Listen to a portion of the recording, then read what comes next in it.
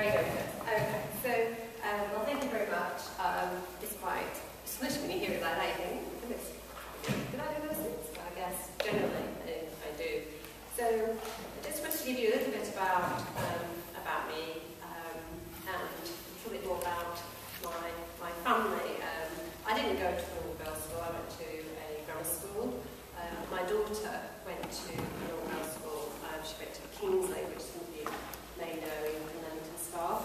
And when I said I'd been invited to this, well, she's 19, nearly 20, and she went, oh, you know, they can be so bored.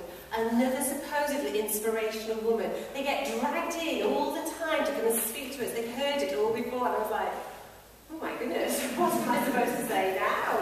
So I'm hoping, it's sort of set the benchmark really, guys. I'm hoping I've found things that are interesting to you, and I'll be very interested to chat to you over coffee later. Thank you very much for inviting me. I think I feel like a terrible imposter stood here. And the one thing I'd say to you all is, one day you'll have to stand here talking about your inspirational careers, and maybe you get to sit in the back of the audience and smile, because it's not as easy as it sounds. If I had an opportunity to rewrite history, so last night when I was thinking about talking to you all, and I was looking at the first question, you know, what did you want to be when you grow up? I would like to tell you that, you know, I was incredibly inspired by powerful women world changers.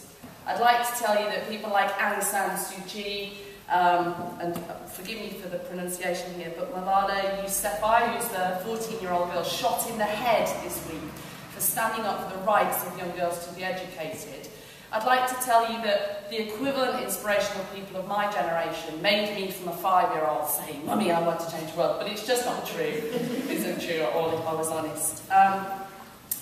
I didn't go to an all-girls school, I went to a comprehensive school. I was brought up in York, which was absolutely dominated by two big industries, the chocolate factories, so Rowntree's, now Nestle and Terry's Chocolate, and railways, big railway town.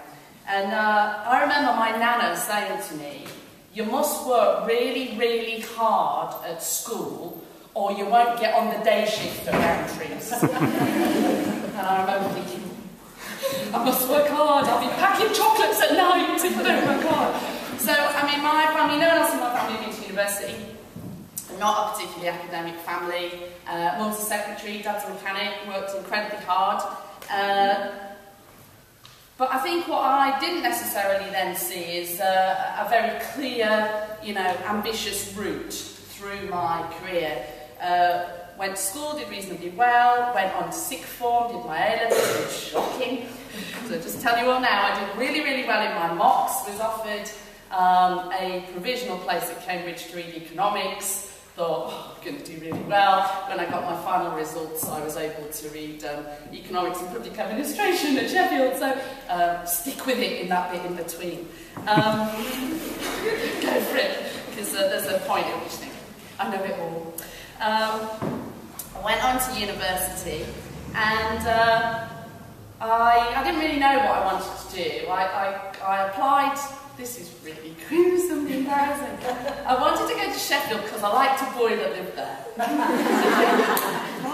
He lived in Sheffield, it was so cool. Oh, so cool. So at A-levels, I'd met him on my holidays and kept in touch. And oh, it's not so bad. I didn't get that Cambridge place. He doesn't live in Cambridge. So it was completely beyond me, all this, you know, what quality of university I get into. Went off to Sheffield, needless to say, sorry, for about 3 weeks, and then thought, I don't know why I ever came here. But I quite enjoyed the course, so that was a good sign.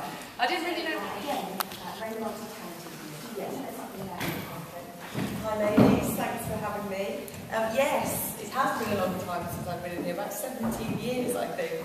Because I am a Stratford girl, born and bred. I have lived around the country, in London and Manchester, and my jobs have taken me there. But I moved back here probably about 11 years ago. And some of my other friends have done the same. We all kind of dotted ourselves around the country and have come back. So it is lovely to be back here. And yes, I did go to Shottery, and I did have that, I think I might want to be a doctor, or I might want to be a vet. And I did the work experience both in the vets when I was 16, and then on Saturday mornings I used to work in the doctor's surgery, just down there actually, to see whether I might actually want to be a doctor. And I was revving up for going to Leeds, I think it was, to do medicine. Is it different managing men and women, or is it the same?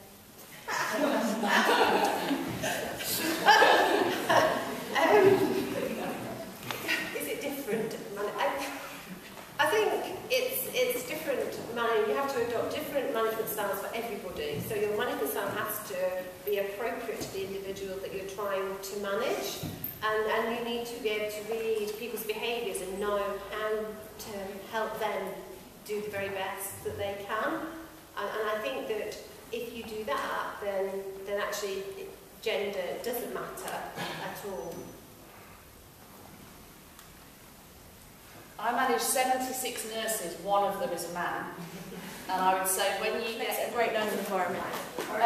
Also friendly and a warm sense of belonging. I think what we find in a single-sex school is that everyone kind of understands each other's issues, and we have it's a lot more open. Yeah, and we have a lot more common ground. So yeah, definitely, feeling that you belong is definitely a big thing. I imagine sitting through a single-sex biology lesson is quite different to sitting through a mixed-sex biology lesson. So yeah, certainly get a lot more out of your learning, more open. Used to describe yourself in job interviews and how those were. Are you filming me? Yeah. Oh right, sorry.